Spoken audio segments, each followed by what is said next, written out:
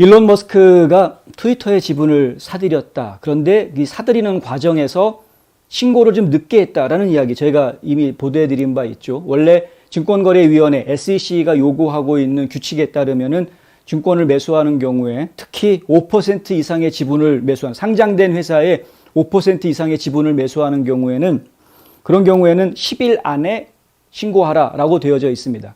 그런데 10일 안에 신고하지를 않았고요. 21일 만에 신고를 합니다.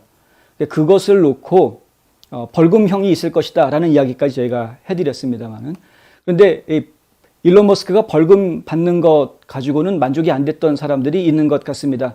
트위터의 주주로 있는 사람 중에 한 명이 일론 머스크를 상대로 소송을 제기했다. 이렇게 소식이 들어와 있는데요. 마크 베인 라셀라라는 사람입니다. 마크 베인 라셀라는 중년 남성인데 화요일 뉴욕 남부지방법원에 소송을 제기했고요. 머스크가 필요한 시간 안에 자신의 트위터 지분을 제대로 공개하지 않았기 때문에 기존의 트위터 주주들이 손해를 봤다라고 주장을 하면서 소송을 제기했습니다. 그러니까 손해배상 소송이 되겠죠. 4월 4일 테슬라의 CEO를 맡고 있는 일론 머스크는 3월 14일부로 7,350만 주 가까이 되는 트위터 주식을 사들였다라고 발표를 합니다. 이게 4월 4일 날 발표를 합니다. 그런데 실제로 주식을 산 건 3월 14일이었다라는 거죠.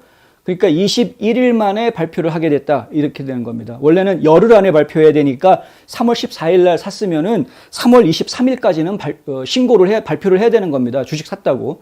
그런데 3월 23일까지 발표하지 않고 오히려 3월 23일 그 시한을 넘겨서 트위터에다가 사람들한테 설문조사를 하죠. 신고 안 하고, 신고를 해야 되는데 신고하지도 않은 상태에서 설문조사를 합니다. 지금 트위터가 이런 언론의 자유를 억압하고 있다고 생각하느냐라는 둥, 뭔가 변혁이 필요하겠느냐는 둥, 뭐 이런 설문조사들을 합니다. 그리고 나서 시간이 한참 지나고 난 다음에 4월 4일 날 발표를 합니다. 이 그래프에서 보시면 아시겠지만은 4월 4일 날 발표하는 시점, 오른쪽으로 가면 갑자기 그래프가 뚝 끊어진 부분이 보이시죠? 이게 4월 4일입니다. 그 날짜가. 가운데 쭉 줄 쳐져 있으면서 뚝 끊어진 듯한 느낌이 주는, 갑자기 확 튄 겁니다. 일론 머스크가 트위터 주식 9.2%를 샀다. 최대 주주가 됐다라는 소식이 나오니까 그날 하루 동안 27% 주가가 올라갑니다. 주식하시는 분들 아시겠지만 하루 사이에 27% 주식이 올라간다는 것은 이거는 상상하기 힘든 그런 일이죠. 누가 조작한다고 될 수 있는 일이 아닙니다. 이런 것들이. 근데 그런 일이 벌어집니다.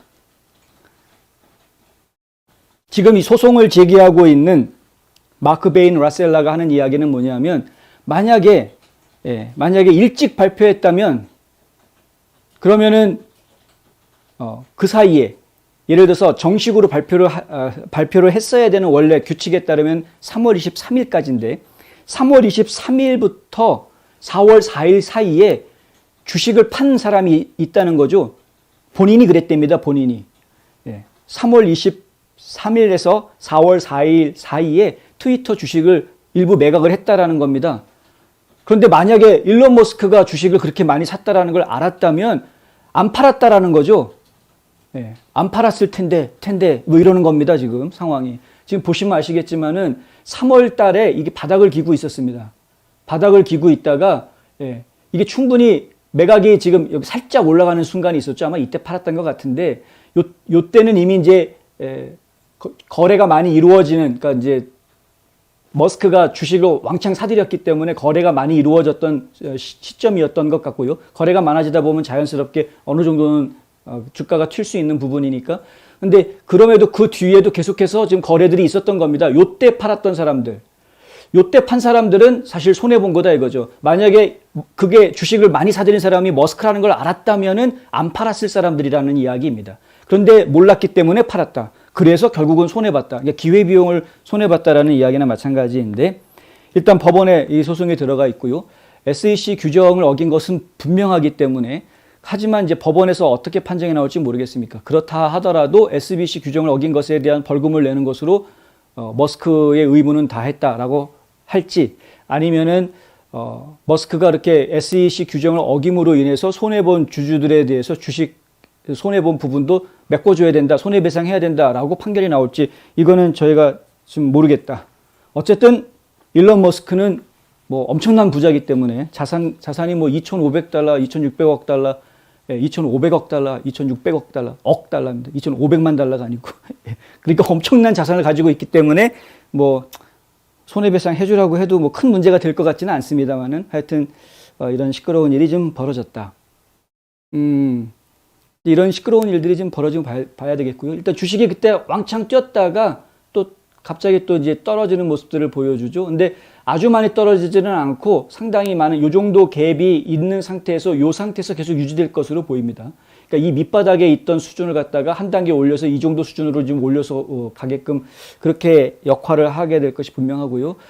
지금은 이제 불확실하기 때문에 그러니까 일론 머스크가 앞으로 트위터를 어떻게 할 것이냐에 대해 상당히 불확실한 부분이 있고 트위터 회사 내에서 직원들 사이에서도 머스크가 최대 주주가 됐음에도 불구하고 이사회에 들어오지 않은 것 때문에 굉장히 불안해하는 직원들이 상당히 늘어나고 있는 상황이어서 그래서 지금 트위터의 미래의 불확실성 이야기가 지금 커지고 있는 그런 때이고요. 그것은 결국 주가에는 좋지 않은 영향을 주게 될 것이 뻔합니다. 그리고 머스크 입장에서도 진짜 적대적 인수 합병, M&A를 하려고 작정을 했다면 주가를 좀 떨어뜨리고 사들여야 본인한테 유리할 테니까 그런 모종의 작업들이 또 진행이 되지 않을까. 이것도 하루아침에 일이 진행될 것 같지는 않고요. 좀 시간이 걸려서 진행될 일로 보입니다. 한편 트럼프 대통령의 트루스 소셜, TMTG가 만든다고 하는 트루스 소셜 아직 깜깜무소식입니다. 저희는 상당히 애가 타고 있는데 걱정됩니다. 지금 3월 말이면 나오겠다라고 이야기했는데 지금 다들 입 다물고 조용히 하고 있고 매우 걱정되는 상황에 있다. 하여튼 좋은 소식이 나오기를 지금 간절히 바라고요. 새로운 소식이 나오면 또 전해드리도록 하겠습니다.